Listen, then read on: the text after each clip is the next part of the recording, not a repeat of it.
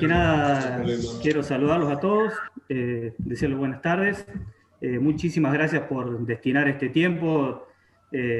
Uno anda todo el día haciendo cosas y por ahí para estar hora y media, 2 horas frente a una pantalla tiene que dejar de hacer otras cosas, así que gracias por elegir estar acá en este momento. Mi nombre es Nahuel Spalding, soy médico veterinario, trabajo para la firma Cladan. Formo parte del equipo técnico comercial, como varios de los chicos que están acá, que después los vamos a nombrar. Y bueno, en este taller, que lo nombramos taller porque está bueno la idea de hacerlo de forma ida y vuelta, que puedan participar tanto los técnicos como los mismos productores, que esto se transforme en un ida y vuelta para que le podamos sacar el mayor jugo a este tiempo que estamos destinando a frente de la pantalla. Así que le pusimos taller de cómo utilizar o cómo trabaja el nitrógeno no proteico de liberación lenta de los rumiantes, qué pros, qué contras, cómo utilizarlos, dónde utilizarlos, cuándo, si seguramente habrá alguna preguntita de algún costo, qué conviene, qué no conviene, cuánto reemplazar de la proteína verdadera o no. Bueno, son todas preguntas que van a ir surgiendo a lo largo de la charla que va a estar desarrollando Darío. Así que, bueno, espero que, al contrario, que mientras más preguntas haya, van a ser más rica toda esta charla. Todo esto arranca, este taller arranca de la asociación, de la sinergia que se forma entre Sincor y Cladan. Empezamos a comercializar hace un tiempo atrás y la verdad que notamos que había como una buena onda, sí, como una sinergia, y empezamos comercializando algunas cosas. Y después cada vez se empezaron a trabajar más cosas y hoy, en este caso, uno de los ítems que venimos trabajando juntos desde hace un tiempo es justamente esta urea de liberación lenta, que es el NitroSafe. Y bueno, justamente los chicos de Sincor conocen mucho de este tema y lo utilizan mucho en la zona en la cual se mueven. Esta urea de liberación lenta, que se llama NitroSafe, se desarrolló por medio del Departamento de Investigación y Desarrollo de Cladan, junto con los técnicos del área de rumiantes. Para nosotros es un muy buen producto. Ya vamos a ir viendo a lo largo de esta charla por qué se armó así, qué fue lo que fuimos encontrando para tratar justamente también de diferenciarnos de las otras ureas protegidas que hay en el mercado, que para nosotros tiene más pros que contras, así que ya lo vamos a ir definiendo a lo largo de este taller. Y bueno, ambas empresas, tanto Sincor como Cladan, son empresas que comercializan, que producen correctores nutricionales, y además las dos empresas hacen mucho hincapié en brindar ese asesoramiento, ese apoyo, ese ir al campo, en ver que los productos funcionen, porque sin ese plus, los productos muy probablemente no funcionen o funcionen a media máquina. Y la verdad que la entrega que hacen las empresas y lo que invierten en ese atender al cliente es mucho, por eso también quería remarcarlo. Nicolás Puchero es el gerente técnico comercial de Sincor y quiero nombrarlo a él y también al resto de la gente de su equipo, que son los que andan surcando las calles y dando esta mano a los productores, tratando de apoyar y hacer más integral todo lo que brindan las empresas. Junto con Nicolás trabajan el ingeniero agrónomo Pablo Peano, el ingeniero agrónomo Dan Recuero, el colega médico veterinario Gonzalo Gleria y Virginia Fiorino, que también es médica veterinaria. Todos estos chicos andan haciendo la parte técnica comercial de Sincor. Y bueno, y todo esto lo podemos lograr gracias a tener el apoyo del ingeniero Colombato. La verdad que tuve la suerte de conocerlo un poco más. Es una gran persona, además de un gran técnico. A pesar de su corta edad, tiene una larguísima trayectoria. Tengo solamente algunas líneas nada más acá de todo lo que hizo, pero simplemente como para nombrarlo. Darío es ingeniero agrónomo, recibido en la UBA, hizo un PhD en nutrición animal en Inglaterra en el 2001. Después entre el 2001 y 2003 estuvo en Alberta, en Canadá, haciendo una estancia postdoctoral, donde estimo que debe haber aprendido demasiado ahí, muchísimo. es profesor asociado al Departamento de Producción Animal en la UBA, es investigador de CONICET, publicó muchísimos trabajos en revistas internacionales, es consultor nacional e internacional en varios países y sobre todo es productor agropecuario, tiene campos en Entre Ríos y en Buenos Aires, así que conoce perfectamente la problemática del sector y la sufre en carne y hueso, así que todo lo que le vayamos a preguntar, él lo vive en persona. Así que, bueno, Darío, estás apto para compartir la pantalla. Y bueno, arranquemos con el tallercito con la presentación. Muchísimas gracias. Bueno, muchas gracias. Buenas tardes a todos. Ya que arranquen diciendo que uno tiene corta edad, eso está bueno. Ya cuando dijo corto, dijo, va a decir corta estatura y ahí se va a poner todo complicado. Pero no, gracias por lo de corta edad. Me parece que ya voy a precisar unas horitas de hervor antes de poder aumentar la terneza. Pero corta edad se ven algunas caritas ahí de los presentes, eso es verdad.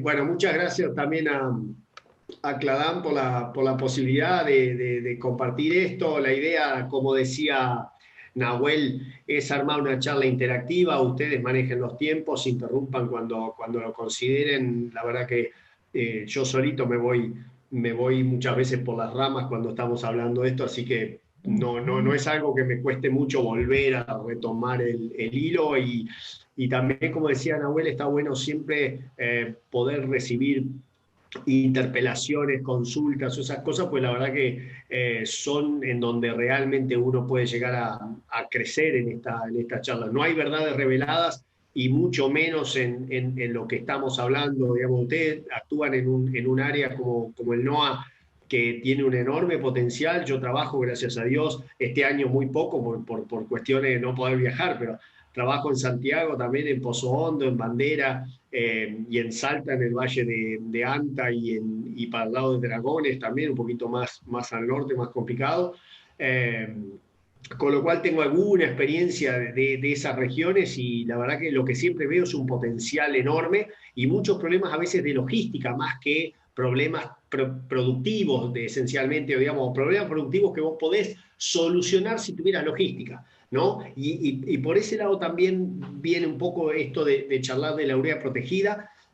Cuando volví a Argentina en 2003, mediados de 2003, tuve la suerte de poder hacer el primer ensayo de ureas protegidas en Argentina y ganamos un premio en su momento, un premio internacional con el tesista de grado, ya que ya tengo unos años de vejez en el tema de ureas protegidas. Nunca dejas de aprender y nunca dejas de ver cosas nuevas que te enseñan que por ahí otras cosas que traías pensadas estaban equivocadas. Así que acomodando las opciones del puntero para que sea medio interesante, yo voy a tratar de marcar 3 puntos dentro de esta presentación. El uso de la proteína en rumiantes, que es algo muy básico y que voy a pasar rápido. El uso del nitrógeno no proteico como una fuente de proteína, en realidad de nitrógeno, para que el microbioma ruminal pueda aprovecharlo y transformarlo en proteína. Y después, justamente la simplificación que, como les decía recién, en el área que nos toca trabajar del norte muchas veces es la diferencia entre poder hacer algo y no poder hacerlo. O sea, las cuestiones simples en las logísticas que manejamos en el NOA muchas veces son las que terminan definiendo la adopción o no de una técnica. Y no es el tema del paper sobre una técnica o de una charla magistral sobre una técnica la que te define si la vas a usar o no, sino es si esto es simple de ser adoptado. Y ahí me parece que las unidades protegidas tienen un muy buen punto para ser incorporados dentro de los sistemas productivos. Entonces, muy en forma esquemática y sin muchas ganas de dar una clase sobre esto, porque la mayoría de ustedes está mucho más familiarizado que yo en este tema. Hay un punto que me gustaría sí refrescar con respecto a la proteína y sobre todo con la proteína de forraje frescos, que es que cuando la proteína de la planta llega al rumen, hay una planta que puede, una célula en realidad que puede llegar entera, que es esta cuadrada que estás viendo acá, y una planta o una célula de una planta que puede llegar ya masticada, que es la que vos estás viendo acá, ¿sí? Una célula que llega dañada. Esta célula dañada tiene un comienzo de digestión que está mediada por enzimas de la propia planta. Lo mismo pasa acá. O sea, y nosotros siempre pensamos que es el rumen y las bacterias del rumen que rápidamente empiezan a aprovechar la proteína. Bueno, en muchos casos, en forrajes frescos, es la propia planta y las proteasas de la propia planta la que empiezan a digerir la proteína muy rápidamente. ¿Ok? A partir de ahí, toma control el microbioma ruminal y arrancamos de la proteína pasando a péptidos, ¿sí? Que son unidades más pequeñas de la proteína. Vemos la proteína como una gran cadena, los péptidos son pedazos de eslabones y llegamos al eslabón individual que son los aminoácidos. ¿Sí? Todo muy, hasta ahora, muy simple. Estos aminoácidos pueden ser transformados en amoníaco, o sea, desaminados para transformarse en amoníaco, y otros pueden ser tomados, así también como los péptidos, directamente por los microbios ruminales como fuente de nitrógeno. ¿Sí? Los microbios ruminales no solo son dependientes de amoníaco, sino que también pueden utilizar algunas especies los aminoácidos o incluso aún péptidos. ¿Ok? Todo esto, ¿sí? Este amoníaco tiene dos destinos en el rumen. ¿Sí? Un destino es ser transformado por los microbios en proteína microbiana, y cuando ese microbio se muere, pasar al intestino y transformarse realmente en una fuente de proteína para el animal, ¿sí? Proteína además de alto valor biológico, porque por algo evolucionaron durante 2000 años los microbios junto con la vaca, ¿sí? Los microbios aprendieron que si no tenían una forma de darle valor agregado a su propia proteína, no iban a coexistir mucho tiempo en simbiosis con el rumen, ¿no? Eso es algo fascinante de la evolución ecológica. Por el otro lado, ese amoníaco también puede, de estar en exceso y de no encontrar esqueletos carbonados que les sirven a los microbios para justamente armar proteína microbiana, ese amoníaco difunde a través de paredes de rumen, se va al hígado y debe ser detoxificado, en donde se transforma en urea, y ahí, de acuerdo al estatus nitrogenado del animal, típicamente se marcha al ciclo de la urea al riñón y es excretado como orina. Si el animal tuviera un déficit de proteína, podría utilizar lo que se llama el ciclo rumino-hepatosalival, en donde esa urea se recicla a través de la saliva para que vuelva al rumen. ¿Sí? Eso está exactamente en los camellos. Estamos ante un complejo dinámico de microbios y una estructura de digestión de la proteína, en donde los microbios pueden formar proteína microbiana por un lado, y por otro lado hay una fracción de esa proteína, que no la nombré todavía, que puede pasar intacta el rumen e ir a intestino y ser digerida, que es esa la famosa proteína bypass. Y hay otra fracción de la proteína que pasa el rumen, pero no es digerida en intestino y pasa directamente y aparece en las heces, que es la fracción indigerible de la proteína. Eso pasa muchas veces en tratamientos térmicos a alguna fuente proteica, buscando mejorar la degradabilidad, en realidad retrasando la degradabilidad. Te pasaste de quemazón y aparece toda la bosta. ¿Sí? Entonces, ese es un punto también por ahí importante. Esto es un modelo, si quieren, básico de esto. También en las facultades nos enseñan sobre la sincronización de la proteína de energía, algo que en la teoría se da súper bien. En el pizarrón a mí me sale fantástico cuando lo dibujo, pero en la práctica es mucho complicado de encontrar. ¿Por qué es complicado de encontrar? Porque si vos te pones a pensar, ayer esa vaca comió lo mismo y hoy está comiendo lo mismo. Entonces, lo que viene procesado del día anterior pasa al día posterior, con lo cual muchas veces estas diferencias en horarios entre una cosa y otra son mucho más fáciles de ver cuando vos te plantás en un solo día, pero cuando te plantás en el día a día o ves la película es más difícil de encontrar.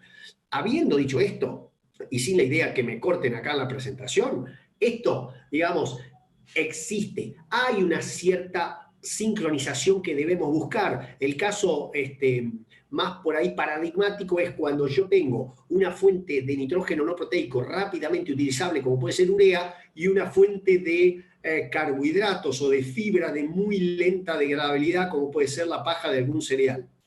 ¿Sí? Ahí vos encontrás estas diferencias muy notables a priori, ¿sí? En cuanto a la aparición de productos finales de la urea y la aparición de productos finales de la paja de trigo, la paja de cebada, etc. ¿Okay? En esos casos se encuentra muy claramente, si querés, ilustrado este concepto de sincronización de proteína-energía que nosotros deberíamos siempre buscar, que esta curva de proteína, de aparición de la proteína, esté más cerquita de la curva de aparición de los productos finales de la fermentación de la energía. ¿Ok? Eso redundaría, en teoría, en un mejor desempeño zootécnico en los animales. Ustedes en el NOAA, al tener estación seca en la mayoría de los lugares donde uno trabaja, encontrás muchos momentos en el año en donde bien te vendría una fuente de nitrógeno no proteico para tratar de aprovechar una fuente de fibra de muy lenta degradabilidad, tal el caso de un Gatton, por ejemplo, diferido, o un Buffel, o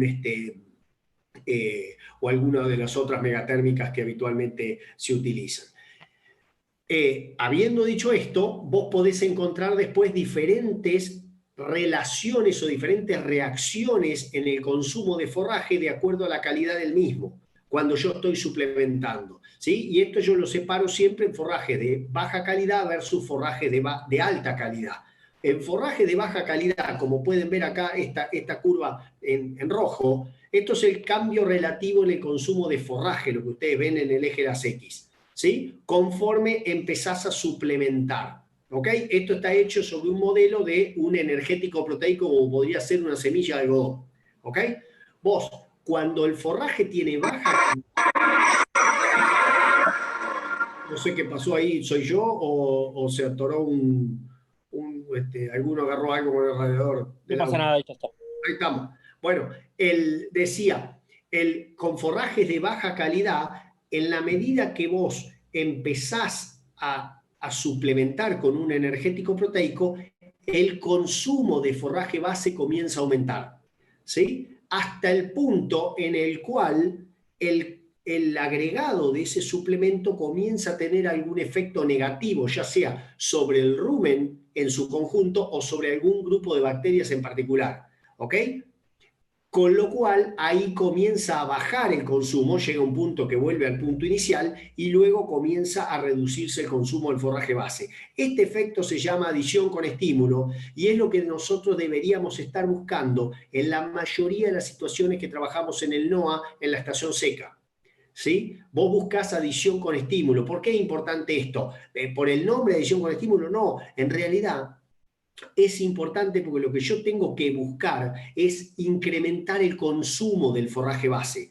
Típicamente el forraje base, y no se los voy a explicar a ustedes conviven todos los inviernos con el Gatton diferido, y este invierno peor que nunca, porque encima estuvo diferido todo el santo año y todavía no ha empezado a llover como se debe, por lo menos en Salta, que es lo último que yo estuve averiguando el viernes pasado. ¿Sí? ¿Qué es lo que pasa? Ahí tenés consumo muy bajo de materia seca por escasez de nitrógeno, muchas veces, y porque entonces se genera lo que llamamos efecto llenado. El animal tiene un llenado físico por lento pasaje de ese material, por lenta digestión de ese material. Entonces vos buscás esa adición con estímulo. En el otro caso, cuando tenés, por ejemplo, un forraje verde y, por ejemplo, un primer rebrote de Gatton, pongámoslo así, vos enseguida que empezás a suplementar vas a notar una disminución en el consumo del forraje base, pero un incremento en el consumo total. ¿Ok? Esa disminución en el consumo de forraje base lo que te permite, se llama tasa de sustitución, te permite aumentar la carga. ¿ok? Y no nos vamos a ocupar mucho en estos casos porque típicamente la sustitución con adición se da en los momentos en que vos tenés forraje verde de buena calidad y agregás un suplemento con algún objetivo de acelerar el engorde o de aumentar la carga, ¿ok? Más de lo que te podría dar el Gatton, que en algunos casos es innecesario porque tenés que parar el Gatton a como dé lugar, ¿ok? El punto que yo les quería dar de esta diapositiva es el punto de la línea colorada. Nuestro objetivo en muchos casos de estos es aumentar el consumo del forraje base, que muchas veces lo tenemos de sobra, y si no aumentamos el consumo, lo que tenemos es un consumo deprimido por animal y mucha bosta. ¿Por qué? Porque es tan poco digestible que el animal bostea el 50 o hasta el 55% de lo que come. ¿Ok? Una digestibilidad del 50% es que el 50% restante lo bostea. ¿Sí? Eso conceptualmente al hombre de campo hay que hacerle entender, digamos, que aumentar la digestibilidad del pasto significa que ese animal no deje esas bostas tremendas de tortas gigantes, sino que empiece a achicar su tamaño bosta. Eso va a querer decir que más de lo que comió le quedó retenido, ¿sí? Y bueno, después podríamos discutir del rendimiento de la res y todas esas cosas porque va a tener menos hachura un animal que come menos, ¿sí? Perdón, que come más de mejor calidad. Estos son datos que yo, si quieren, los paso bien rápido, pero esencialmente son conjuntos de ensayos en donde se suplementa con proteína, y acá la escala está en proteína, no en cantidad de suplementos, sino en cantidad de proteína suplementaria por día, en función del porcentaje del peso vivo, ¿sí? Tenés 0.1, 0.2, 0.3 de proteína solamente. O sea, si lo hiciste con soja o con pellets de soja, tenés 45% de proteína en ese forraje. Tendrías que dar por ahí el 1% de peso vivo de pele de soja para tener el 0,4% del peso vivo como suplementación de proteína. No sé si soy claro. Esencialmente, lo que te dice estos tipos de gráficos está reseñado acá, que la mejor respuesta en el cambio de ganancia de peso, o sea, en el aumento de ganancia de peso, se da a partir de que vos superás ese medio, es el 0,05% del peso vivo con proteína, 0.1, 0.15, 0.2 con proteína. Mucho más que eso ya no genera un aumento en la ganancia de peso. Entonces, conceptualmente, como para dejar como una suerte de eslogan, en suplementación de forrajes de baja calidad, muchas veces menos es mejor. Porque si vos ponés de más, corres el riesgo con esos suplementos de no generar un efecto económico positivo, y en otras veces podés hasta generar un efecto asociativo negativo de forraje de baja calidad. O sea que menos es mejor. Buscar el óptimo de suplementación para llegar a después evaluar el óptimo económico en estos casos. Este es un ejemplo práctico en Uruguay, que no tiene muchas diferencias con lo que nos pasa en algunas recrías en el NOA, en donde si no tocas nada y dejás a las vaquillonas, por ejemplo, pasar 90 días en invierno, la ganancia de peso es negativa en 240 gramos. Esto pasaba mucho y sigue pasando en Uruguay mucho, sobre todo en el norte con el basalto. Si suplementás, esto es una comparación de sistema de suplementación diaria versus suplementación de autoconsumo, pero si suplementás diariamente ya pasás a 260 gramos positivo, mientras que en el autoconsumo, en este caso, daba 350 gramos positivo. La combinación de los 200 gramos positivos, 260 positivos y 230 negativos que perdía ese otro animal, el testigo, te da una diferencia de entre 500 y 600 gramos a favor, ¿sí? Eso es lo que vos después ves cuando haces la relación de conversión del suplemento que entregaste con el diferencial de ganancia de peso que obtuviste, ¿sí? Asumiendo 0 de sustitución. ¿Ok? El punto grande acá es que vos podés pasar de 230 gramos negativo, que es un animal comiéndose su propia proteína, ¿sí? Comiéndose masa muscular para tratar de mantener su vida, a 260 o 300 gramos positivo, que en muchos casos, díganme ustedes si no, es lo que vos buscás en el invierno en una recría sobre un gato en diferido. No tal vez llegar a 600, 800 gramos, porque eso involucraría corral, involucraría otro tipo de alimento también para entregar, sino estar en ese rumbo de los 300 a 400 gramos por día sobre una base de gato en diferido o de un rastrojo de algún cultivo de cosecha, ¿sí? Con alguna suplementación estratégica puesta sobre el punto. Entonces, ¿por qué, habiendo llegado hasta este punto, uno habla de nitrógeno no proteico en las dietas de rumiantes? Bueno, esencialmente por algo que ustedes ya saben, y lo dijimos hace un ratito, ¿sí? La microbiota ruminal y sobre todo especies de esa microbiota, especies bacterianas, que son las más eficientes y más adaptadas a degradar la fibra más recalcitrante, usan amoníaco como prácticamente su única fuente de nitrógeno. ¿Sí? Esto es importante decirlo y es un conocimiento viejo, si se quiere, pero es decir, aquellas bacterias que están más adaptadas a degradar la fibra más recalcitrante de todas, pueden utilizar amoníaco como única fuente de nitrógeno.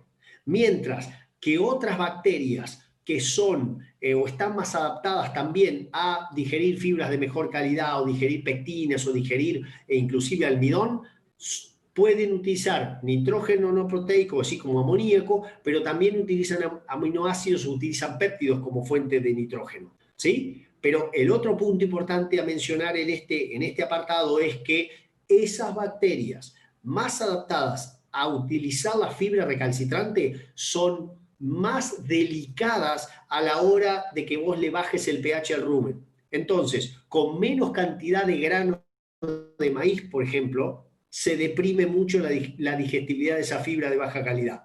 ¿Sí? A ver si no los mareo lo suficiente. O sea, las bacterias que están más adaptadas a degradar la fibra peor son más fregadas cuando vos le bajás el pH al rumen. A pH 6,2 prácticamente cesa la actividad celulolítica de esas bacterias, mientras que otras bacterias más adaptadas a utilizar otras fibras de mejor calidad pueden bajar hasta 5,9 ese pH del rumen, que esas bacterias siguen trabajando. ¿Okay? Por eso es importante también no pasarse con las suplementaciones, sobre todo cuando vas a meter almidón.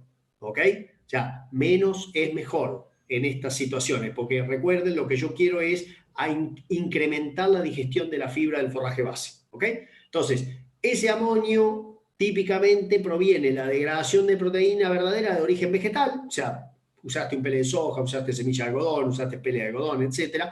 Pero la fuente de nitrógeno no proteico pueden ser muchas veces alternativas más baratas. De hecho, hoy es tremendamente más barata la unidad de proteína de nitrógeno no proteico que de cualquier proteína verdadera que vos quieras tocar.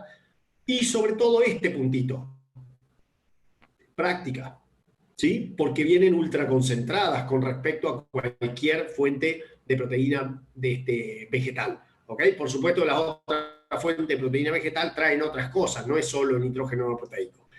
¿Okay? Pero acá está la parte práctica también en el asunto y vamos a ver si la puedo desarrollar rápidamente. La urea es la fuente típica, 46% de nitrógeno. Esto te lleva a un equivalente proteico 281. No les estoy diciendo ninguna novedad, lo multiplicás por 625. La urea tiene algunos temas. Lógicamente es muy higroscópica, es soluble en rumen, o sea, ya con la saliva empieza a solubilizarse.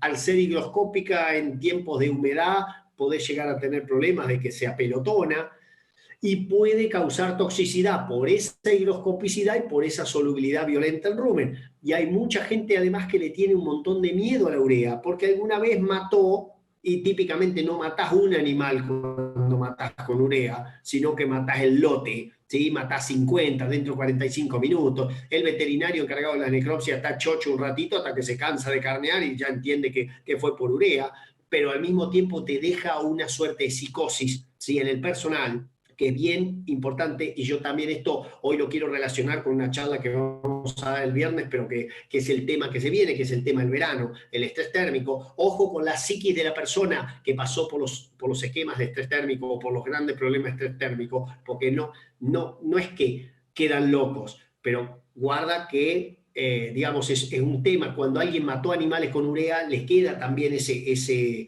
sentimiento y le tiene un miedo reverencial a la urea. Entonces, también hay que sacar ese miedo a partir de decir, mirá, esta urea protegida es como la urea, pero no te va a generar este problema. ¿Sí? Sobre todo cuando hablamos en temas comerciales directamente con gente que está acostumbrada, pero a veces alguna vez mató algún lote de animales con urea. Hay opciones de urea protegida, ustedes conocen varias, tienen diferentes coatings, o sea, diferentes coberturas, y un tema recurrente es el costo. A ver, yo cuando empecé con esto, en 2005, creo que fue, 2004 más o menos, esto costaba $3 el kilo. ¿Sí? Era más fácil ser mago que nutricionista para meter esto dentro de las raciones. Hoy ya estamos hablando de otros valores. Ustedes hablarán después con la gente Clarán sobre los precios. Yo de precios, después si quieren discutimos un poco, pero no me meto porque no conozco. Soy técnico independiente de esas cosas y solamente bajo una situación muy particular y muy interna voy a hablar de los costos. Pero esencialmente la gente dice, pero esto me va a costar muchísimo. Bueno, compararlo contra matar todos los animales. ¿Sí? Compararlo contra poder usarlo versus no poder usarlo por la seguridad del personal para hacerlo. ¿Sí? Entonces ahí los costos empiezan a tener como un segundo plano porque es usarlo versus no usarlo a la técnica. ¿Ok? Por el miedo y por la seguridad. ¿Por qué vamos a proteger urea? Bueno, evitar toxicidad, darle mayor tranquilidad al usuario. Parece una soncera que yo esté trabajando en esto antes de trabajar, bueno, pero mirá cómo se libera el amoníaco y todo. Mirá, si yo no te aseguro tranquilidad en el uso de la técnica, no te puedo asegurar nada después. No me vas a creer ningún gráfico que te muestre. ¿Sí? Entonces es importante pensarlo desde el punto de vista de la tranquilidad del personal. Con esta misma tranquilidad yo puedo manejar niveles superiores. Nosotros en feedlots de provincia de Buenos Aires, cuando las proteínas se nos habían ido al diablo, usábamos ureas protegidas a niveles que llegábamos en total del nitrógeno no proteico de la dieta, el 1,5, el 1,7, cuando en la facultad nos habían dicho que hasta el 1% con dietas con almidón podíamos, pero con peores calidades de forraje ya tenías que ir al 0,5, al 0,4, o con granos enteros podía ir al 0,5, 0,4, porque si no había baja sincronicidad. ¿Ok? Cuando vos metés la urea protegida ya podés ir un poquitito más arriba, inclusive combinando con un nivel muy seguro de urea y meterle la urea protegida como suplemento al nivel de urea dentro de la formulación. Y el otro punto que en campos muy grandes me pasa en Corrientes, me pasa en Salta, son los suministros infrecuentes.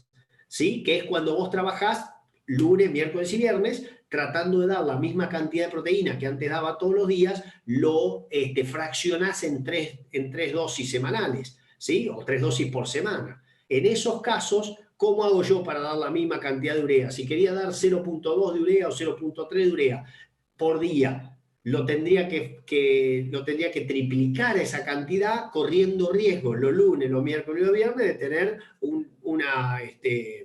una chorrera de animales tirados de costadito. Entonces, en esos casos también, cuando tengo suministros infrecuentes y al mismo tiempo necesito que esa proteína esté disponible para hacia el otro día también en el animal, es donde la urea protegida puede tener un impacto importante en lo que es el desempeño zootécnico y la tranquilidad del personal. ¿Sí? Al final, la pregunta Darío, que me hago siempre... Sí. te corto, disculpa, te corto un segundito, de paso te cebas un mate si tenés ahí. Bien, bien ahí, así hidratado un poco la garganta. Con respecto a los suministros infrecuentes, porque esa es una pregunta que surge bastante de parte de los productores, si das la misma cantidad que darías todos los días, si la repartís en 3 veces en los 3 días que vas a dar en la semana, eso, por lo que entendí, dijiste que sí. Con respecto a la energía y el nivel de suplementación, de partir ese grano o no, ¿qué sugerís? Yo sugiero que los suplementos, los suministros infrecuentes, para mí han sido creados para suplementar con proteína, no necesariamente para suplementar con energía. A ver, hemos hecho algunas pruebas y hemos hecho algunas, digamos, avanzadas a campo intentando dar maíz en 3 veces por semana. te diría que si me lo estás grabando, por eso te voy a decir que no lo hagan en su casa, porque corres un riesgo de tener acidosis el lunes, anorexia el martes, acidosis el miércoles, anorexia el jueves y viceversa, o sea, y la continuación sucesivamente. Ahora, Perfecto. cuando yo tengo campos en Corrientes con, digamos, 22 kilómetros de un lado al otro, en donde caminos horribles hasta que entra la rosera y me arregla todos los caminos, pero mientras tanto tengo caminos horribles en donde tengo que suplementar la vaquilla de recría. ¿Sí? En esos casos, vos suplementás con, por ejemplo, pele de algodón y afrechillo de trigo como fuente de energía digestible, pero base fibra y no base almidón, ¿sí? Porque te estoy dando un ejemplo sin urea protegida todavía. Es decir, Sí. yo con eso estoy muy tranquilo en la suplementación lunes, miércoles y viernes, porque puedo darle, si iba a dar el 0,4% diario o el 0,5% diario, yo puedo dar el 1,2 los lunes, los miércoles y los viernes. ¿Sí? El nivel final va a depender de la fuente de proteína que yo esté usando. ¿Sí? Si, por ejemplo, pero, o sea, yo lo puedo hacer. ¿Sí? Ahora, después el tipo me dice, che, pero ¿sabes qué pasa? Yo tengo que, son 1000 las vaquillas que tengo que ir a darle, no me alcanza el mixer o no me alcanza la monotolva para ir a llevarle eso. Bueno, busquemos una forma de que ese 1,2 se transforme en el 0,8 o en el 0,6 utilizando fuente de nitrógeno proteico. Si fuera con urea, iría con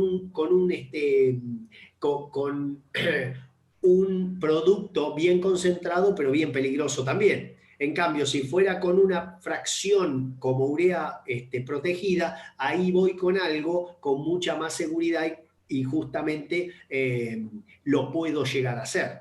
¿Sí? Entonces, partir el grano sería necesario en ese caso, pero tenés que usar niveles muy chiquitos, muy bajos, para no deprimir la digestión de la fibra. ¿Sí? Exacto, Porque no hacer ese serrucho.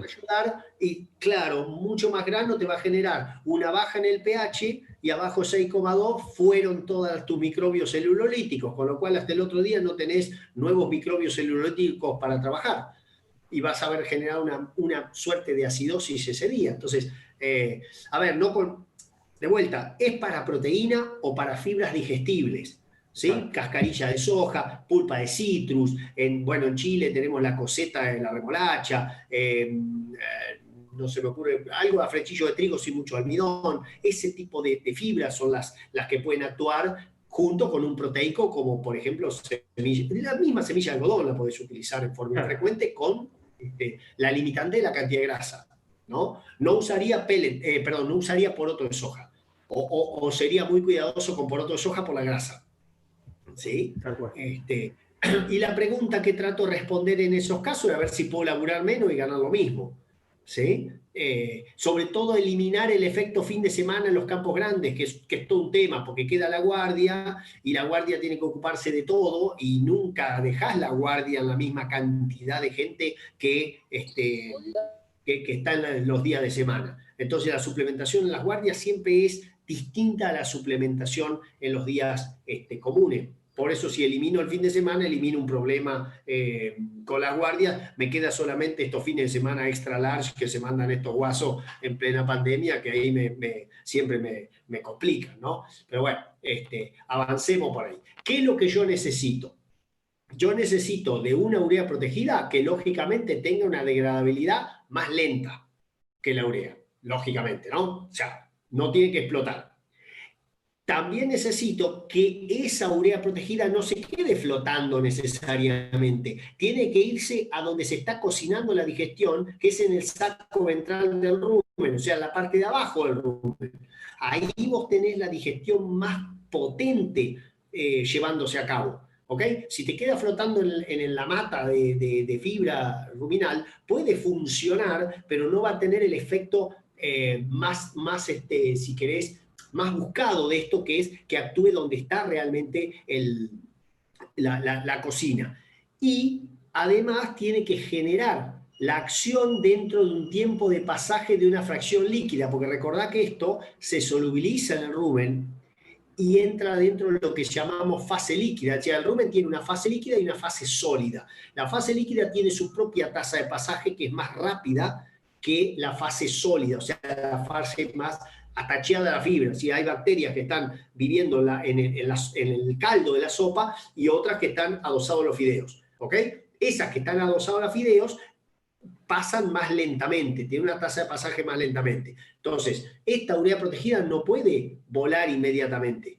Necesita por lo menos una acción entre las 10 y las 15 horas, 15 a 20, yo le pongo esto como máximo. Si está más tiempo, se va a pasar sin que vos tengas la acción. Lo vas a ver en ensayos in vitro al efecto, pero no lo vas a ver en ensayo in vivo, porque en realidad en el in vivo pasó. En el in vitro quedó en la botellita, entonces no tiene otra forma de que actuar. Pero no sé si, no os quiero confundir mucho, pero realmente es importante que estos productos tengan, como pasa con las enzimas en las aves, la enzima tiene que ser utilizada dentro del tiempo del tránsito del alimento a través del tracto digestivo del ave. Si tarda 48 horas, para ese entonces está todo en la bosta. ¿Se entiende? Esto es lo mismo en llevado a la vaca, esto es lo mismo.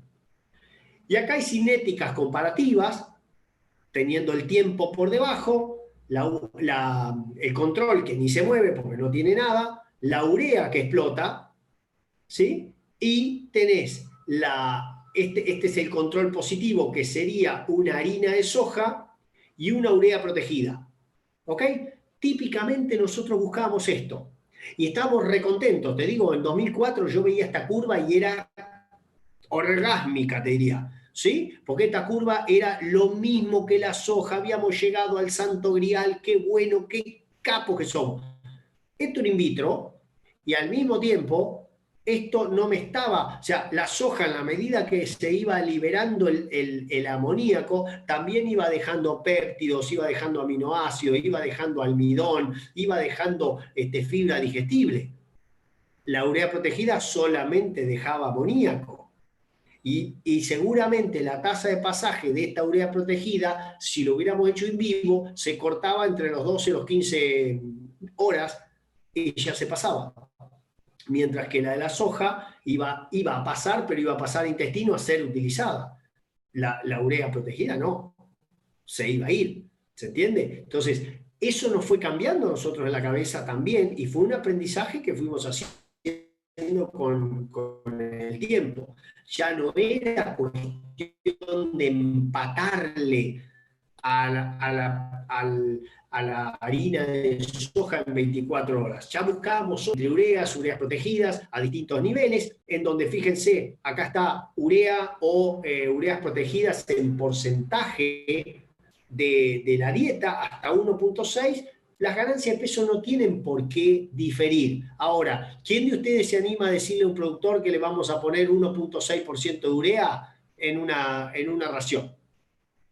¿Sí? A ver, con la otra podemos empezar a pensar. Con urea, yo por las dudas no le firmo nada, ¿sí? Y mucho menos si vamos a suplementar. No vas a suplementar con ese nivel, pero si fuéramos a suplementar con un nivel que querés ser un poquito más alto porque lo vas a dar lunes, miércoles y viernes, ¿cómo vas a hacer? ¿Sí? Esto es una cinética comparativa del NitroSafe con un producto del mercado. Este es un ensayo del cual no participé. Esto es de Cladan, y es interesante verlo porque te marca esto que recién decíamos. Hay productos cuyo coating es muy bueno, pero tal vez es tan bueno que pasan 24 horas y todavía no liberó el amoníaco. ¿Sí? Mientras que el otro, en este caso el coating del NitroSafe in vitro, te está marcando que a las 8 o 10 horas ya prácticamente desapareció. ¿Sí? Si acá hubiera estado urea, que ahora hay otra diapo que lo muestra, la urea explotaba mucho antes. ¿Sí? Entonces, el punto por ahí que me parece interesante es decir, mira, yo necesito que más o menos 12 horas máximo esto esté, iba a decir acuolizado, no es acuolizado, disuelto en la fase líquida del rumen. ¿Sí? No necesito que sea más lento que eso, ¿sí? O mucho más lento que eso. Yo necesito algo que esté dentro de las 12 horas a más tardar completamente disuelto porque es la forma en que lo que venía de fibra refractaria digiriéndose del día anterior se va a combinar con ese nuevo impulso que le va a dar el nitrógeno proteico para poder generarse esa digestión de la fibra. Acá también tenés dos ejemplos, estos son para ya 12 horas, está medido en minutos, por eso le puse acá, esto está en 720 minutos, tenés distintos productos en donde, versus la urea, ¿no? La urea explotó enseguida, hay un producto que explota más rápido que el caso del NitroSafe, el NitroSafe está en el medio y hay otros productos dentro del coating que son coatings mucho más, si querés, poderosos, que no dejan liberar después de las 12 horas, apenas están llegando al 50% de la disolución.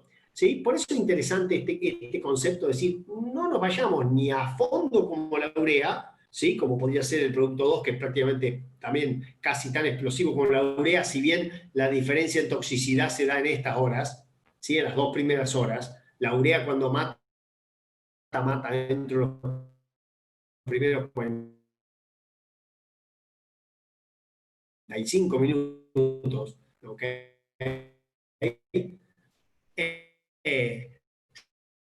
Sino ir un poquitito más al medio y trabajar un poquito más acompasado en lo que es el ritmo ruminal de un producto en el medio. Una vez por día, por su mera tasa de consumo, no lo va a estar obteniendo inmediatamente. Entonces, hay acá unas fotos y algunos gráficos en donde les trato de indicar, que ya lo saben ustedes seguramente, es decir, momentos en donde nosotros estamos usando este tipo de productos en situaciones comerciales típicas. Esto es un campo en Colonia Barón, en La Pampa. En Salta es más difícil tener esto porque pasaron los loros y las palomas y te dejaron 2.000 kilos, 3.000 kilos menos de sorgo. Ponele que sea con maíz, que lo puedas hacer con un maíz diferido, que todavía no le han entrado con tantas ganas. Esencialmente es un forraje de menor calidad, tenés energía en la panoja, pero todo el resto de la fibra tiene menor calidad, y acá es cuando una suplementación infrecuente para manejar el estado corporal de las vacas puede tener, o tiene en general en nuestros planteos, un efecto muy positivo. Lo ves en la bosta casi inmediatamente. Un ejemplo que a mí me resulta muy interesante, este es un ejemplo en Chile, pero esencialmente vos cuando das sales proteicas, esto tiene cloruro de sodio y por eso estos bidones de plástico me sirven, porque puedo poner cloruro de sodio en los lugares en donde el cloruro de sodio actúa más como atractivo que como limitante al consumo, ¿sí? Pero no me pica no pica el plástico, sí picaría si fuera de chapa el material del autoconsumo, y en los casos, acá porque llueve, tenés estos plásticos en donde el animal aprende a meter la cabecita y cuando lo saca, como hay un resorte, este plástico se vuelve para abajo y no se moja, y lo que se pierde lo levantan después los animales. Pero esencialmente, en muchos casos tenemos autoconsumos sobre parcelas que las vamos corriendo a estos hilitos de plástico, y le podemos incorporar más nitrógeno a partir del uso de la urea protegida. Este es un caso cerca de Toloche, esto del año pasado. Este año estuvimos mucho peor.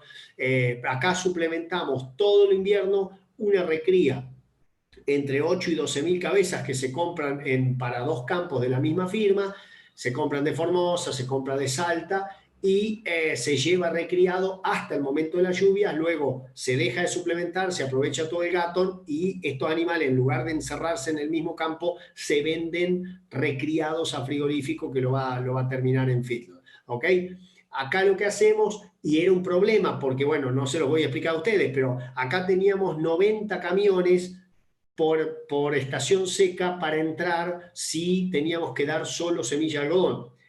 El camino es horrible porque te quedás en verano por los guadales y te quedás en invierno por los guadales, con lo cual, con una combinación con urea protegida, lo que logramos fue bajar el volumen de suplementación, manteniendo el nivel de nitrógeno suplementario al mismo, y bajamos a la mitad la necesidad de camiones. Esto, para alguien que tenía que bajar 90 camiones, significó bajar 45 camiones. Sigue siendo un quilombo, y perdonen la palabra, pero era la mitad del despelote que era antes.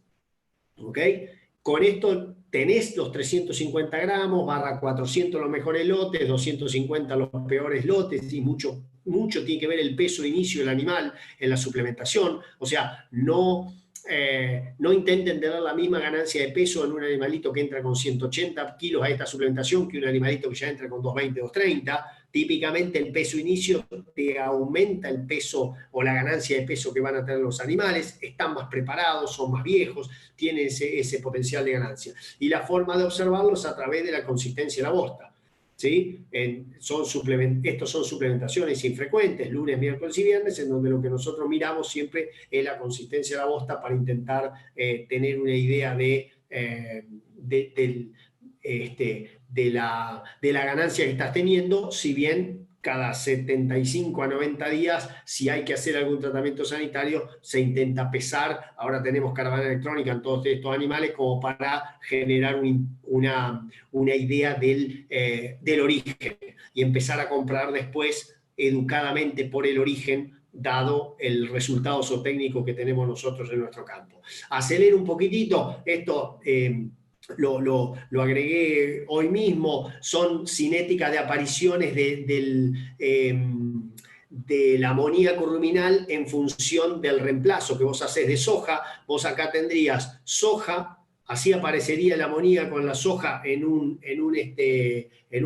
planteo in vivo, mientras que en la medida que reemplazás el 33% empieza a aparecer esto, reemplazás el 66% de la soja y empieza a aparecer esto, y si reemplazás toda la harina de soja por urea protegida, empezás a ver esto, ¿sí? Tenés un mayor aporte de amoníaco a nivel del rumen con respecto al aporte de la soja. Acá también tiene que ver el coating que uses de la urea protegida para ver cómo es el impacto relativo que vas a tener en un caso o en el otro. Sobre todo con bajos concentrados. Con altos concentrados prácticamente no tenés diferencias, ¿sí? Porque justamente el alto concentrado te asegura un nivel de amoníaco bastante alto y no te genera un efecto muy importante. Lo importante me parece que es tener nitrógeno no proteico cuando no tenés prácticamente suplementación sobre un forraje base. Y bueno, esto ustedes lo conocen, esencialmente buscar practicidad. Esto es en provincia de Buenos Aires, no es lejos digamos, de zona húmeda, pero esencialmente todas estas cuestiones que permitan que alguien a caballo o alguien con el cuatri llegue y vuelva a rellenar los aleros es importante. Hay que buscar este tipo de formas. Esto no es Argentina, esto es República Dominicana. Para la estación seca de República Dominicana, lo que me resultó muy interesante para copiar a este viejo es el efecto del doble bidón y el techito que hace, ¿sí? El animal mete la cabeza y mueve este bidón. Cuando suelta la cabeza, el bidón vuelve a la posición inicial, ¿sí? Sirviendo de techo para aquellos lugares en donde llueve. Porque acá cuando te dicen que República Dominicana tiene estación seca, no está tan seca, ¿no? Porque le terminan lloviendo 2.500 a 2.800 milímetros por año.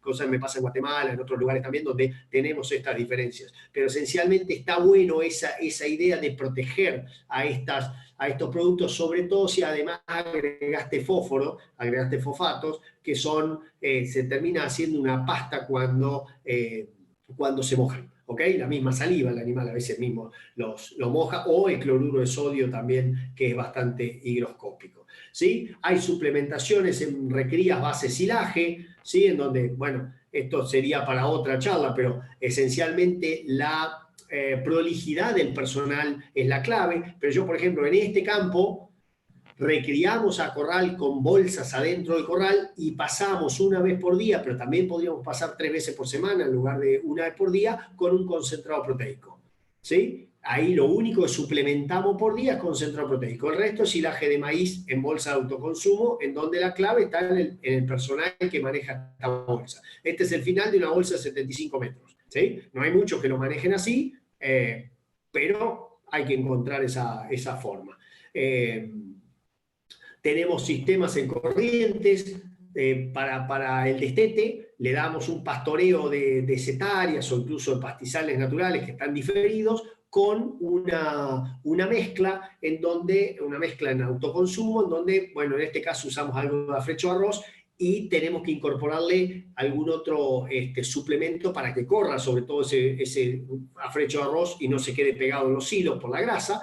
Entonces ahí usamos algo de un poquito de pellet de girasol y un suplemento mineral peleteado que contiene urea protegida. Entonces aumento el nivel proteico, ¿sí? Y me aseguro un ahorro en lo que es la cantidad de componente proteico que tengo que utilizar de fuente de proteínas vegetales.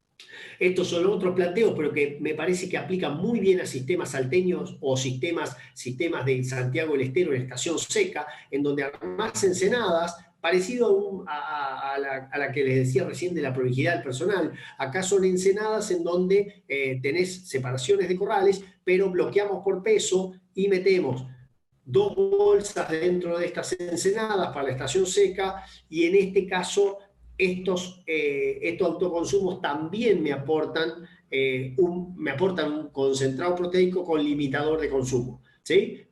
Que acá también puedo utilizar la urea protegida si es que no quiero pasar niveles de urea más peligrosos, o no quiero correr riesgos con que esa urea tenga problema de higroscopicidad, ¿sí? ¿Hasta acá venimos bien? ¿Se escucha, Nahuel? Haceme así con el dedo o te perdí. Se escucha, perfecto. Me mandan estos mensajes, la internet está inestable. Dale, perfecto. Ya estamos cerrando para que favorecer el intercambio. Pero digamos, tenemos estos planteos de recría en donde muchas veces buscamos ganancias más altas y nuestra limitante no está en la energía, sino en la proteína que queremos. En encierre a corral es donde, si querés menos uso, yo le veo a esto, salvo cuando la proteína se hace muy cara, ¿sí? Este año arrancamos con una soja casi regalada, entonces todos usábamos poroto de soja, todos nos olvidábamos de otras fuentes y demás. Cuando la soja empezó a picar y el dólar también se ponía cada vez más picante, ahí nos acordamos que, bueno, que la soja estaba mejor venderla en el puerto.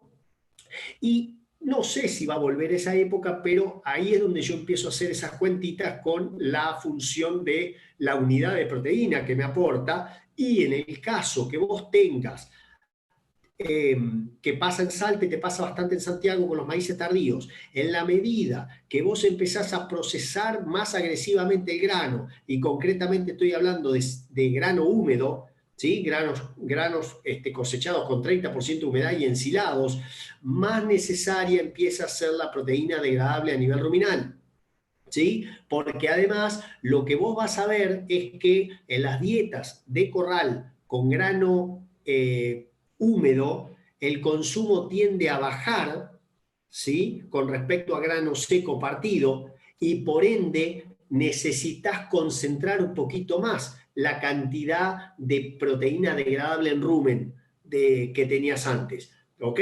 Porque vos imaginate que necesitas 500 gramos de proteína por día. Esto es un supuesto solamente. Si vos le das esos 500 gramos de proteína en un consumo del 2,3%, es una cosa. Si se lo das en el 2,1, necesariamente tenés que concentrar ese nivel de proteína, ¿ok? Pero porque los 500 gramos los va a seguir requiriendo ese animal para tener esa tasa de crecimiento. Entonces, en la medida que vos más agresivamente procesás ese grano, más necesario podría ser esta función de incrementar el nivel de nitrógeno no proteico, en donde vos decís, bueno, ¿hasta dónde llego con urea? ¿Y hasta dónde puedo seguir agregando nitrógeno no proteico para seguir teniendo, o si querés, mantener desempeño técnico con menores costos o con mejor concentración y balance de ese nitrógeno no proteico en el rumen, o, si querés, mejor dicho, proteína degradable a nivel ruminal. ¿Ok? O sea, uno se lo encuentra ese uso, ¿sí? Comparativamente con suplementar en recría para el noroeste, y yo veo más importante suplementar en recría con estas cuestiones, pero cuando enfrentado a la situación de los costos de proteína actuales, guarda porque, y la logística, guarda porque ahí también en los corrales de terminación podés encontrar una forma muy interesante de utilizar ese nitrógeno. ¿Cómo tomar los costos? No se los voy a enseñar justamente, pero típicamente lo tendríamos que comparar por unidad de nutriente limitante, entendiendo que no solo es ese nutriente limitante lo que me aportan los sistemas, o los insumos de proteínas vegetales, sino que también esos insumos de proteínas vegetales me dan otras cosas. Un DDGS, digamos, un grano de destilería, una burlanda, no solo aporta proteína, sino también aporta energía, sobre todo los lípidos y de esa fibra fermentable que tiene. La harina de soja de 45% proteína no solo aportan proteína, sino que también aporta, como decimos, algunos lípidos, bastante carbohidratos, además de esa proteína. Y la urea va a aportar solamente nitrógeno que podría ser convertido en proteína microbiana por el rumiante. Pero fíjense las diferencias que estamos hablando cuando hablamos de la unidad del nutriente limitante, que en este caso sería la unidad de proteína bruta, ¿no? Estás hablando de $1,50 contra 7 o 11, y cada uno tendrá sus costos sacados de acuerdo a su situación, ¿sí? Y la otra unidad que a mí me gusta, y creo ya lo mencioné un par de veces, es la unidad de simplicidad, ¿sí? En donde yo ya ahí quiero hacer, sin ánimo de nivelar para abajo, yo ahí muchas veces discuto con algunos colegas inclusive que a veces nos pasamos de técnicos y queremos ver la diferencia de los 10 gramos o los 20 gramos cuando la simplicidad es lo que va a definirte si esa técnica puede aplicar a este campo o no va a aplicar a este campo, ¿no? Entonces, vamos a tener ahí en ese caso una mirada un poquito más amplia, en donde va a afectar también al personal con el que trabajo. Muchas veces no tenés un personal calificado para suplementar todos los días, o no tenés una infraestructura preparada para suplementar todos los días, ¿sí? Y ese valor a dormir tranquilo, que lejos de ser una nivelación para abajo o lejos de ser una idea de hagan ustedes lo que quieran, termina siendo muy importante a la hora de que la gente pueda adoptar técnicas nuevas. Sí, esto me va a permitir dormir un poquito más tranquilo. El productor argentino tiene una diferencia muy notable con el resto de productores en el resto del mundo. Capaz que vamos a ver un productor hondureño y tiene otros problemas, digamos, de guerra civil y todas esas cosas, o uno en Irak y tiene otros problemas, pero los nuestros tienen un tema de la complejidad del sistema impositivo, la complejidad de las relaciones laborales que tienen. Si vos encima pretendés que sea el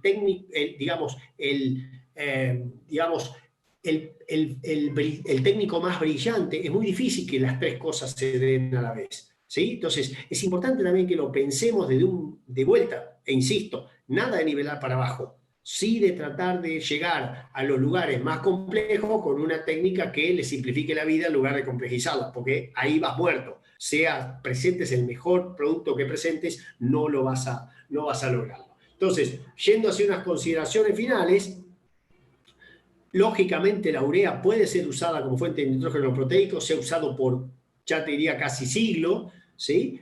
Pero hay problema de toxicidad, ¿sí? Y esos problemas de toxicidad ocurren en forma muy aguda, ¿sí? Y sobre una parte importante de la población y rápidamente. Entonces, tenemos que tener algo que nos otorgue un poquito más de seguridad, y ahí es donde proteger la urea para combinarlo con una fuente digamos, con urea verdadera o sola, a la urea protegida, le va a dar más tranquilidad al personal y al empresario con el mismo resultado productivo, o aún muchas veces mejor, porque ese nivel de nitrógeno se va a lograr cumplir, mientras que si hubiera usado urea por tranquilidad hubiese usado mucho menos, ¿sí? Hay muchos productos en el mercado que tienen urea, pero en modo cosmético, ¿sí? Entonces, ese modo cosmético no tiene efecto biológico sobre el rumen.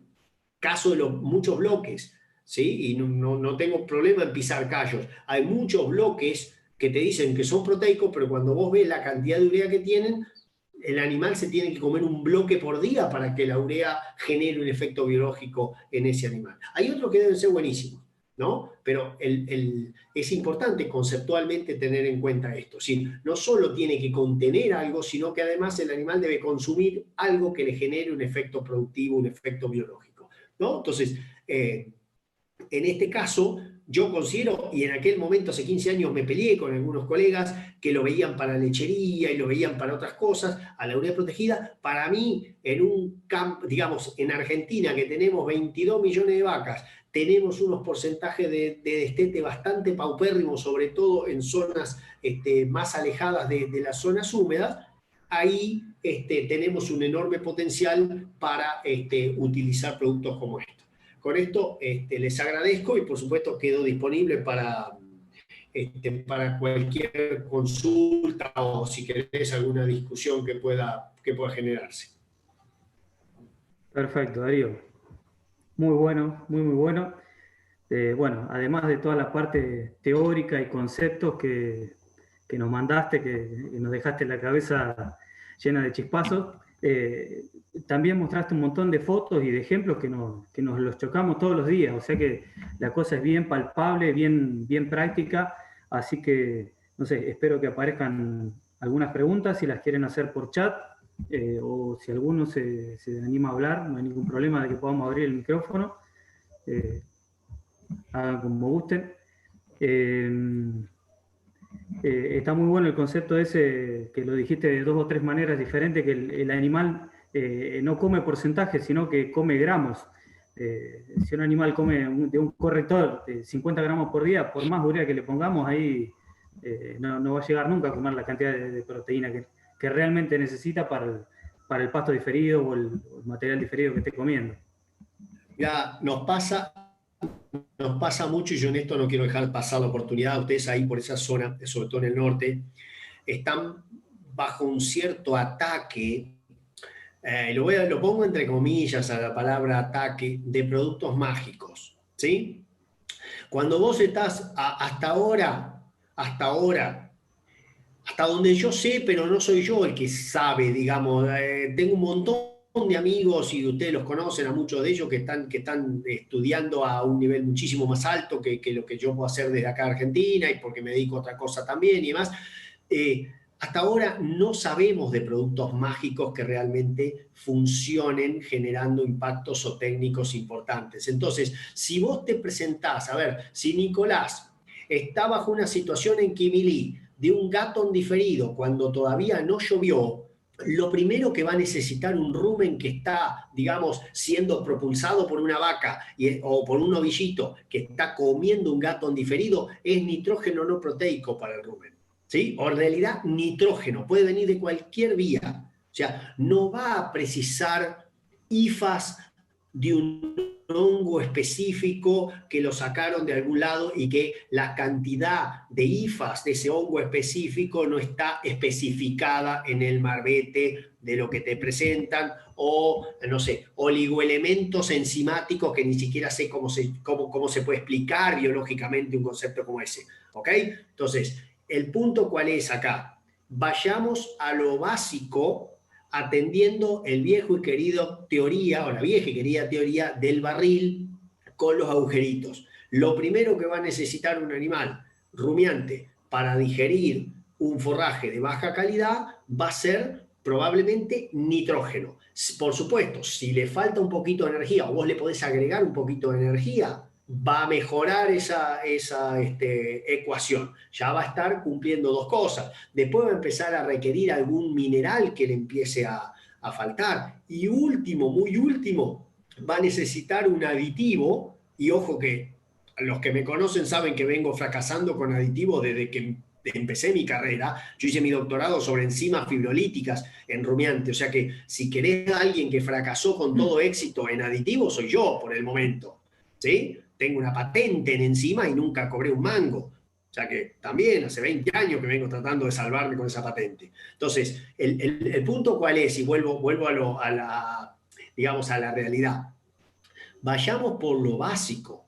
El animal, vos armás una dieta de 12% proteína asumiendo un consumo de materia seca. Si ese animal come los 10 kilos que vos pensabas que iba a comer, va a comer 1.200 gramos de proteína. ¿sí? Porque era el 12% y va a comer 10 kilos de materia seca. Ahora, si el animal come 5 kilos de materia seca, va a estar recibiendo 600 gramos de proteína. La dieta va a ser de 12%, pero no va a estar recibiendo la cantidad de proteína que vos querés. ¿Sí? Entonces, conceptualmente, muchas veces dejemos hablar de porcentaje de proteína, salvo que estemos hablando de la dieta total y vos el consumo lo tengas medio seguro, porque el animal requiere gramos de proteína, así como requiere por ahí miligramos de cobre o gramos de calcio, de esa forma, sin ponernos muy en difícil, porque la verdad que si vos tenés 63% de destete a nivel nacional, no está fallando las difíciles, está fallando la fácil. ¿Sí? Estamos fallando en lo básico todavía. Y ojo, y esto no es para golpearnos nosotros, ¿viste? Y hacernos entonces la culpa es tuya, la culpa es del veterinario, seguro que la culpa es de todos los veterinarios, no de los agrónomos. Pero vamos a hacer esta vez, a mí yo, esencialmente lo digo como, ¿viste? Papá y mamá son vetes, así que no sabría que no podía criticar nunca, pero estamos fallando en lo básico. Y tenemos que apuntar a que los clientes de ustedes, que seguro que ya no fallan tanto en lo básico, empiecen a aumentar su grado de producción. Va a haber tipos que no les van a dar ni pelota con esto, pero esos tipos tampoco háganse cargo de esos tipos. Hay gente en Argentina que tiene vacas por resguardo de valor, no porque les interese sacar un ternero. ¿Y eso por qué? Y porque algo que les dije yo antes, o que me parece que es por esto. Es decir, si vos tenés cumpleaños impositivos todos los santos días y otro tipo de problemas laborales y demás, el flaco dice, déjame con la vaca, que cuando valen no las vendo, por lo cual no las puedo utilizar nunca, pero yo siempre vivo con la vaca. A mí el banco no me va a cagar de nuevo quedándose con los ahorros, lo tengo en vacas, hasta que le vengan a quitar las vacas, pero para eso ya falta tiempo, ¿no? Entonces, me enredé solo. Esencialmente, quiero decir, volvamos a muchas de las cosas básicas que necesitamos, no creamos en cuestiones mágicas, porque no las hay todavía. Bueno, ahí apareció una pregunta de Sí. Matías. Dice, en planteos de cría sobre campo natural, donde en la época invernal se suplementa con sales de autoconsumo, ¿cuál sería el rango de uso de urea protegida en mezcla con sales de autoconsumo, donde no se corre riesgo de toxicidad? Mira, lo que está muy bueno de ese punto es que la verdad, con el coating de las ureas protegidas que típicamente usamos y por conversaciones que yo he tenido con Pablo, con ustedes, es decir, vos le podrías dar 200 gramos de urea protegida sin problemas a un animal. El tema es que ¿necesito darle 200 gramos o no? Yo te diría así, si asumamos un consumo del Gaton Panic diferido, lo voy a tratar de dar con un ejemplo. Si yo tengo un consumo de Gaton Panic diferido de 2% máximo materia seca sin suplementar, vos estás probablemente limitado al 2% del peso vivo, 1.8 muchas veces del peso vivo, y ahí se plancha ese consumo en un animalito en recría. A ese consumo, a mí me parece, o sea, estoy convencido, si querés, que un porcentaje, la suplementación debería estar en el orden del 0.3 a 0.4% del peso vivo, ¿sí? En donde los gramos iba a decir de urea, pero en realidad los gramos de nitrógeno no proteico para ese animalito deberían estar, un animal que come, un animal de 250 kilos, que va a estar siempre entre 200 y 250 kilos el punto, pero sí, 250 kilos, que va a comer 5 kilos y que yo estoy esperando llevarlo a 5,5, ¿sí? Entre 300 y 5,5 kilos de materia seca, probablemente ese animal estaría comiendo bien 55 a 60 gramos de urea por día, ¿sí? o de nitrógeno no proteico por día. Entonces, sobre ese nivel lo llevaría yo. ¿Sí? Sobre ese nivel, decir tranquilamente, vos ese animal con el 0.6 o el 0.8% de la dieta con nitrógeno proteico estarías muy bien, ¿sí? Estarías generando un impacto biológico. El tema cuando decís, no, le voy a dar 10 gramos y no tengo mucha chance.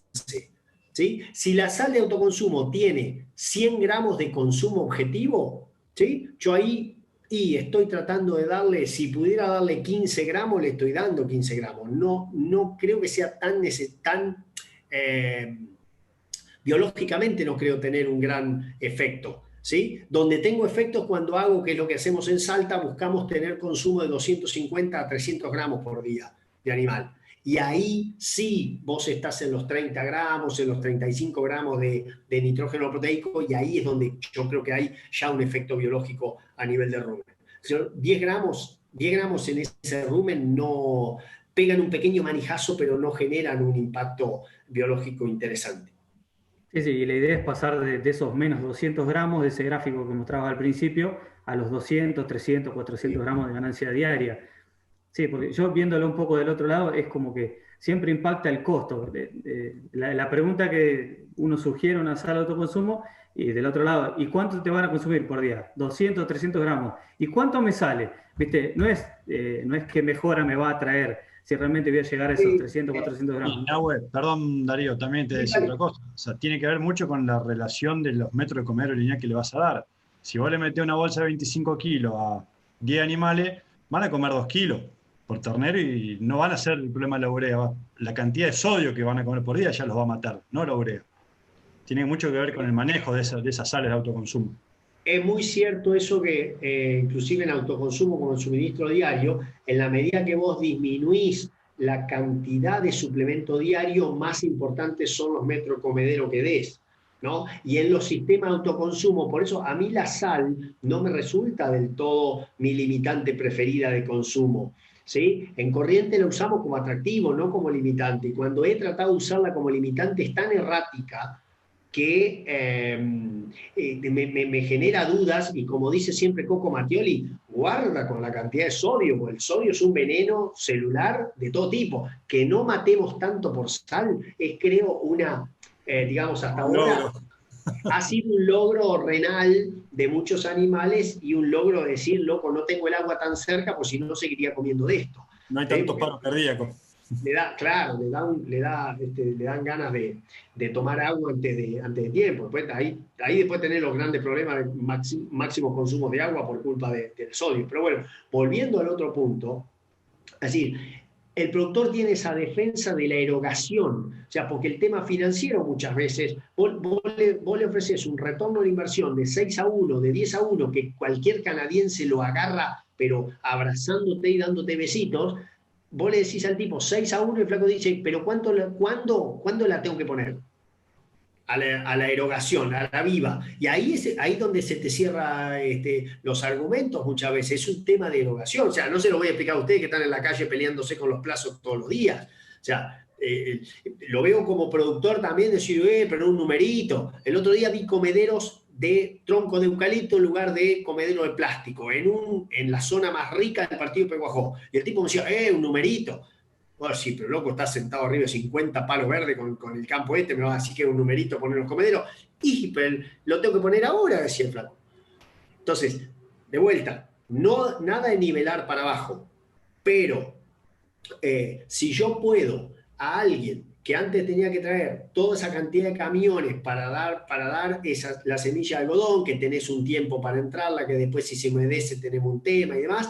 Bueno, si yo le puedo limitar eso y armar formulaciones de 350 gramos por día y ver las diferencias que ya ustedes empiezan a ver en esas performances, donde así de la negatividad pasé a la positividad y sobre todo las categorías que más chances de tener respuesta vas a tener. O sea, también esto, no me quiero desviar, pero tiene mucho que ver con la compra, cuando el tipo compra, recría, o cuando tiene ciclo completo en Salta o en Santiago, que te sacan un animalito de 160 kilos, 150 a comer el gato. No le hagas salir a comer el gato ahí. Trata de armar un corral de inicio en donde no suplementes con urea protegida si querés, pero que ese corral de inicio con silaje o con heno suplementado con proteína verdadera les permita llegar a 200 kilos y ahí decir, bueno, Si me dejas a mí, te pido 230, pero con 200 kilos, sacalo al gato en diferido y ahí empezar con esas suplementaciones.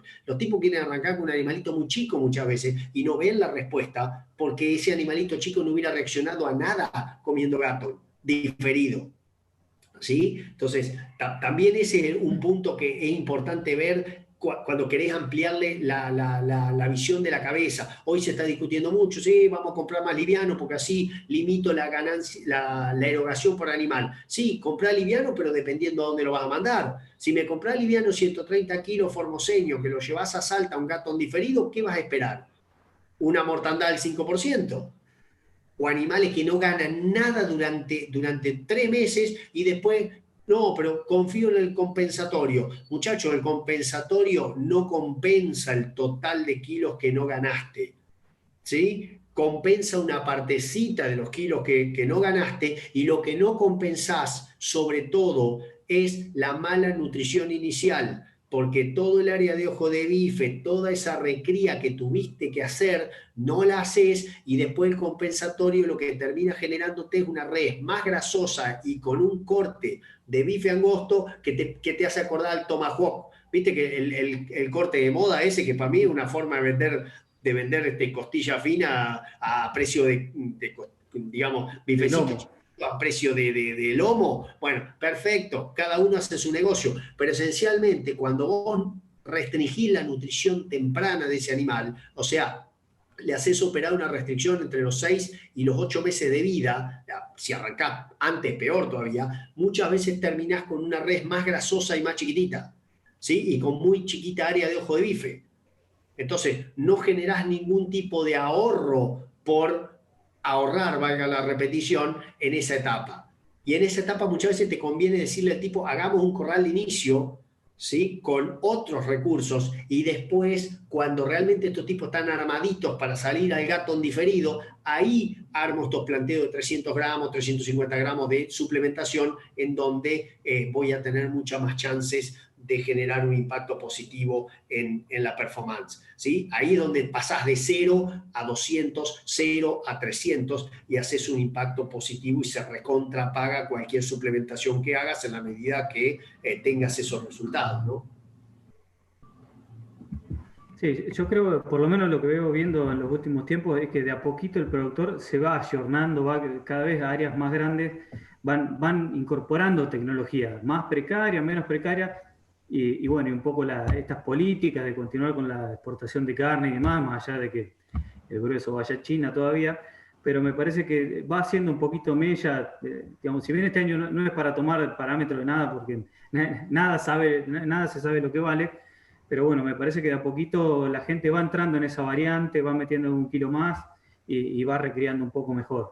Lo que está claro ahí para mí es que las empresas entendieron el valor de la recría y cada vez más entienden el valor de la recría temprana, ¿sí? Y cuando vos te das cuenta que esa recría temprana te permite suplementar menos cantidad total, tener grandes respuestas, ¿sí? Porque es el animalito más eficiente que hay, entonces al otro año vos ya viste cómo es el fruto de esa recría mejorada y ya te empezás a copar con esto. O sea, a mí me está pasando, por ejemplo, con el creep feeding. Creep feeding, siempre hubo gente que lo hizo, los gringos hace 100 años que lo hacen por otras razones, tienen rodeos chicos, tiene una vaca gigante, tiene un ternero que si lo está más pesado va derecho al feedlot en lugar de que te lo compre un acopiador de novillitos y te pague cualquier cosa. O sea, tiene otras cosas. En Argentina, el CRIP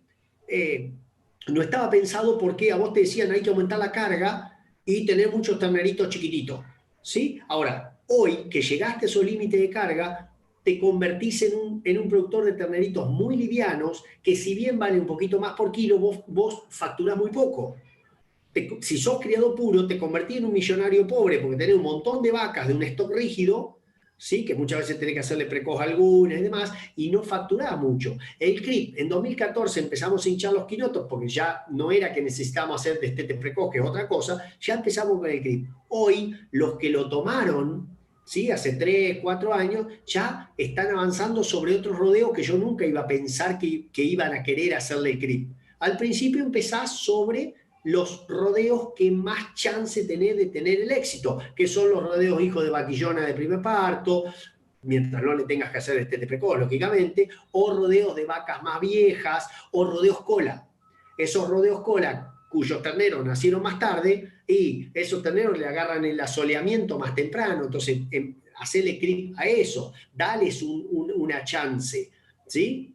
Entonces, esas técnicas empiezan a entrar muy fácilmente porque el tipo que ve el desarrollo de ese ternero que tuvo CRIP y cómo aprende a comer y después no tiene problemas en el feedlot y todas las otras cosas agregadas, toda la inmunología que se logra, o sea, el sistema inmunitario que se logra, eso es nutrición temprana. O sea, mucha gente dice, no, le vamos a dar doble de terramicina. Vos con doble de terramicina no haces nada si el animal no está preparado con las defensas. ¿Sí? No estoy descubriendo nada, no soy ni siquiera veterinario, pero te das cuenta solo que si el animal está mejor nutrido, la pichicata le cabe. Si no, ¿qué hace? No, un shock vitamínico. Sí, claro, con shock vitamínico entonces no se nos moriría ningún animal si eso fuera tan efectivo, ¿verdad? Pero entonces es muy interesante en el norte, sobre todo en el norte, en aquellos productores que entienden ya y que tienen números buenos y demás de performance, empezar a jorobar mucho con la nutrición temprana, porque eso al otro año el tipo está recontraconvencido, ¿sí? Y es el mejor camino, sobre todo empezar con la hembra, si querés. En algunos lados estamos separando los rodeos de macho y hembra para poder hacerle clip solamente a las hembras. Que por ahí es un quilombo, pero digamos, en algún campo el tipo te dice, yo lo voy a hacer así, listo, ya él quiso hacerlo así y me separó, que es un despelote separar, ¿no? Porque tenés que hacer encontrar el ternerito con la madre, ya hay todos los temas que... Pero si el flaco empieza a animarse y sabe la forma y con un paisano medio ducho, al ratito tenés un rodeo de hembras solamente, un rodeo de machos y armás clip sobre eso. ¿Sí? O los rodeos cola nomás, si hiciste un corte de parición, tenés el rodeo cola para hacerlo. ¿Sí? Esto me saca de la urea protegida, pero guarda que más rápido llegás al peso en donde podés utilizar la urea protegida y no tenés que estar esperando hasta septiembre, octubre, que son los meses más largos en mi experiencia en esos lugares, porque es el mes que vos estás esperando la lluvia y se te hace ese mes de 45 días en donde no viene la lluvia y no viene la lluvia. Bueno, yo quiero llegar con 20 kilos más a ese momento, porque ese animal hace patito y pasa al momento de la lluvia. Si llego con 20 kilos menos, después el compensatorio no me alcanza, no lo recupero, que es el punto que por ahí no nos damos cuenta nosotros que estamos perdiendo. Bueno, no sé si habrá alguna pregunta más, si alguno la quiere hacer por escrito o oral, quiere abrir el micrófono, no hay ningún problema. Sí, se ve en el discurso, disculpen, pero estaba... Sí. Nico, ¿alguna pregunta? ¿Algo que haya quedado en el tintero ahí? No, fue por ahí comentar un poco, Darío, el tema del inicio. Una pregunta muy recurrente en estos temas es el inicio de la suplementación. ¿En qué peso aconsejable? ¿Qué peso empezar a suministrar este tipo de urea? Mirá, con nitrógeno no proteico protegido no hay un límite de inicio. Vos podrías dárselo a destete precoz si quisiera. El tema muchas veces es decir, bueno, ¿dónde voy a tener el real impacto de la técnica?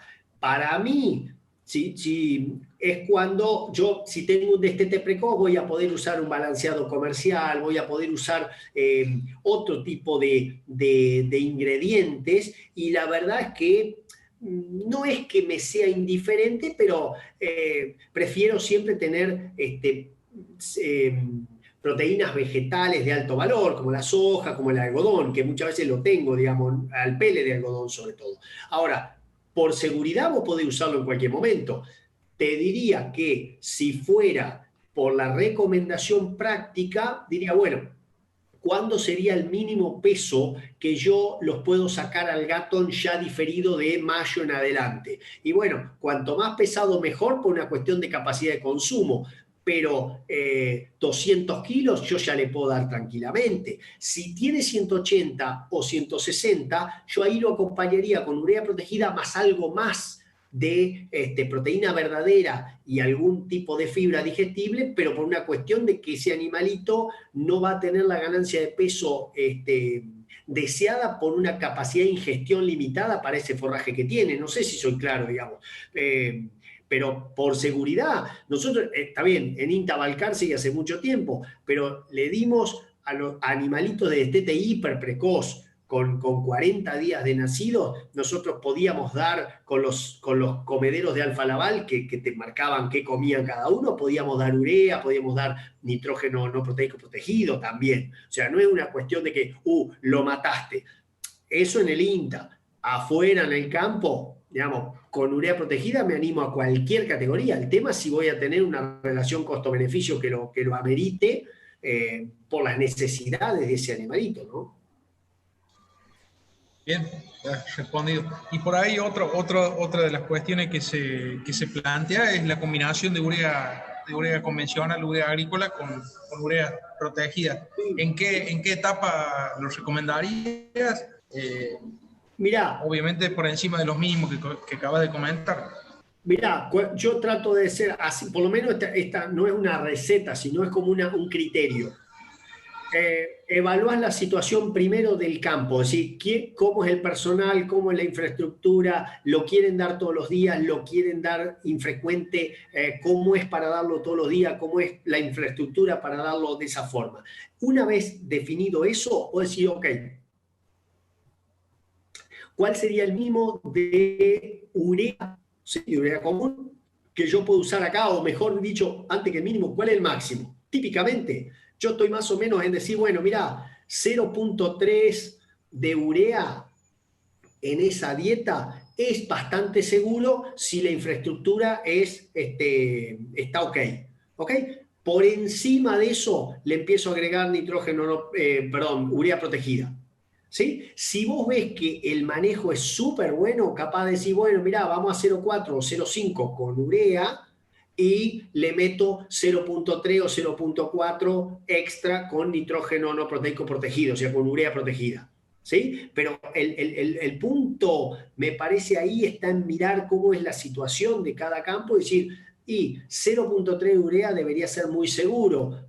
0.5 también, pero depende cómo lo manejen. Entonces, en función de esa calidad de personal y de tipo de suministro, cuando es infrecuente, bajale a 0.3 la urea verdadera y pone más urea protegida por una cuestión de que esa infrecuencia puede generar mayores riesgos los días de consumo.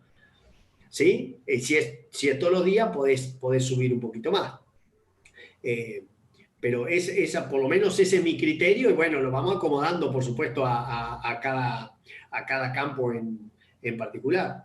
Y al tema también del diferencial entre la urea y la urea protegida en cuanto a precio para que no te quede tan loco. Yo hago, por ejemplo, para Mendoza, ahora no he ido este año, lógicamente, pero para General Alvear, un campo muy extensivo en Mendoza, este año suplementamos bastante en el invierno animalitos que salieron de este precoz y van a comer el pasto mendocino, ¿no? Que este año no hubo nada encima. Bueno, ahí, para formulaciones de 300 gramos, la relación de, como yo sabía que la gente estaba muy sobre el tema, digamos, ahí la relación fue ir al 0.5 de urea verdadera y le agregué 0.3 de nitrógeno, de urea protegida. ¿Sí? Como un ejemplo, digamos, de las dosis que buscamos poner. Terminamos teniendo 24 gramos de urea por cabeza. Sobre un consumo aproximado de 300 gramos, al 0.8 te da 24 gramos de urea que terminamos dando. Acá hay una pregunta más que la hace Martín. Dice, recría en campos bajos, en campos de cañadas. ¿Qué me aconseja para suplementar? Y ahí depende si estamos en verano o en invierno, porque en verano vos vas a tener, antes que se pase ese pasto, vas a tener una proteína buena, o por lo menos no limitante en extremo, y una vez que se pase vas a estar flojo en proteína. Y en el invierno, si no tenés crecimiento de gramínea C3, vas a tener todo el pasto pasado de verano para comer durante el invierno, casi como un diferido en pie, ¿no? Es lo que me pasa en el campo nuestro de Gualeguaychú, que es que son pastizales naturales. En invierno el crecimiento es muy lento de las C3 naturales y entonces yo dependo del carryover, digamos, del verano. En esos casos, poco grano, porque si te pasás de grano no digiere bien el pasto que tenés. ¿Sí? Entonces, ahí lo ideal sería si querés, vamos a lo ideal, no sé en qué zona me está hablando Martín, esencialmente, para saber si va algodón o va soja. La soja muy ubicua. Ahí uno puede armar un pelín de Charaday. Este año hicimos algo en Charaday, pero habíamos seco, no tenés ni agua de bebida en este momento, Charaday, Martín. Creo que te llovió, estuve atendiendo unas cosas por teléfono, menos mal. Porque, bueno, en esos lugares, Martín, el pele de algodón es medio mi caballito batalla preferido mientras lo tengo. Cuando se agota y teniendo en cuenta el peso del animal, ya puedo ir por ahí a buscar cascarilla de soja o pellet de alfalfa. Miren bastante el pellet de alfalfa, que en época, ahora se fue todo al diablo en precios, pero cuando estás en abril, mayo, el pellet de alfalfa entra en un precio muy interesante, aún con flete, ¿sí?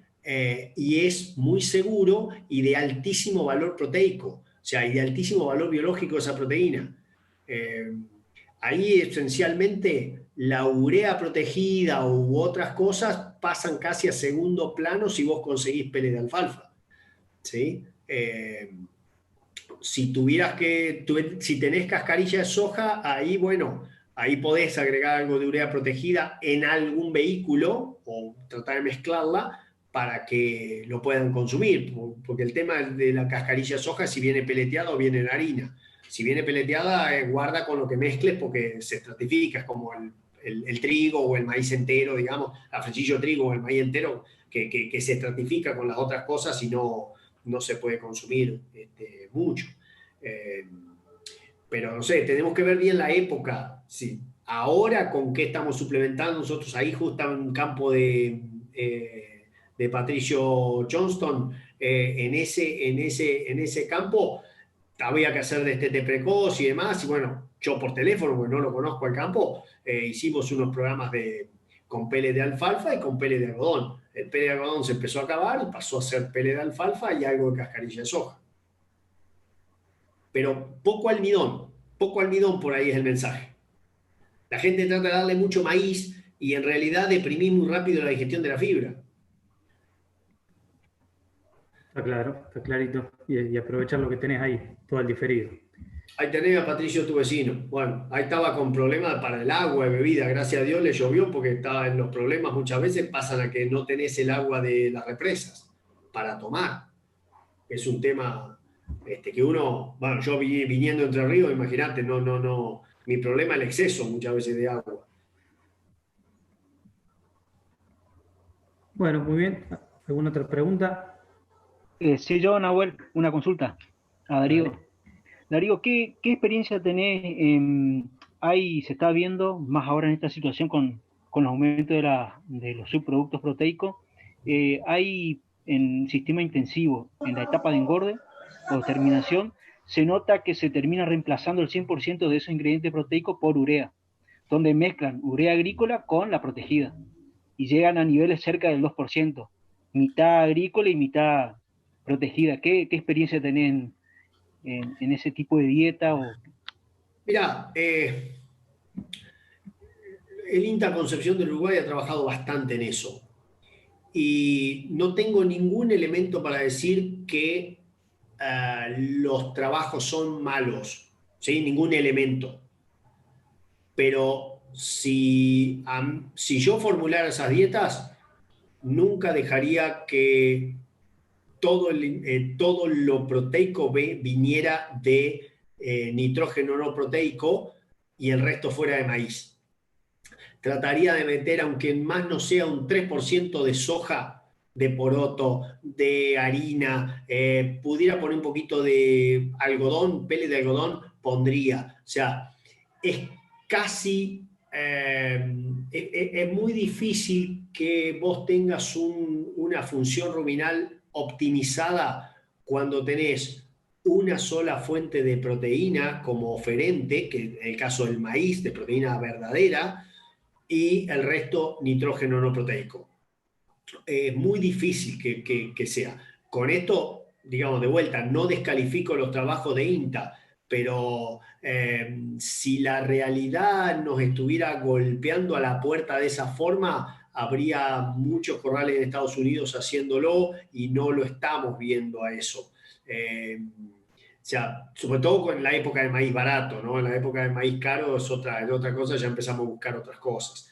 Pero yo siempre trato de tener un oferente proteico diferente al maíz. De hecho, a veces tengo muchas dudas cuando vemos esas dietas que son de maíz grano, burlanda y silaje de maíz. Todo es proteína de maíz, si bien sabemos que tenés diferentes grados de degradabilidad de esa proteína, aunque es la misma en términos de aminoácidos, pero tenés diferentes grados de degradabilidad, con lo cual podés fabricar diferentes pools de proteína microbiana en rumen a través del tiempo, digamos. Pero todas esas dietas muchas veces en el suplemento proteico tienen algo de soja, ¿sí? O de algodón, o de girasol, sin ir más lejos, ¿no? Yo al girasol casi no lo nombro, pero es el que más uso, salvo en terneros muy chiquitos en donde trato de ir a soja o algodón. Pero no sería mi primera recomendación. Una dieta con 97% de maíz, incluso en autoconsumo, me resulta muy complicado. Además, porque te obligás a partir parte del maíz para poder mezclar bien con el complemento de urea protegida más urea verdadera, que no lo podés peletear de ninguna forma. Está claro.